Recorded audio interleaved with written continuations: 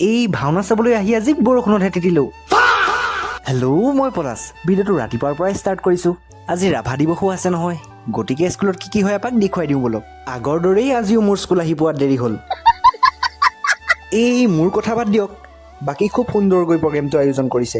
মই আহি পোৱালৈকে বক্তৃতা প্ৰতিযোগিতা শেষেই হৈছে। ইটছ টু লেট ৰাইজ। কিন্তু উপায় নাই, এতিয়া আমি নৃত্য প্ৰতিযোগিতাকে চাম। তেনেকৈ নকৈনো কি ক'ব ৰাইজ, লাইফত কোনোদিন টাইমত গৈ নাপালোৱেই। তাৰপিছতেই লাহে লাহে নৃত্য প্ৰতিযোগিতাখিনিও আৰম্ভ হ'ল।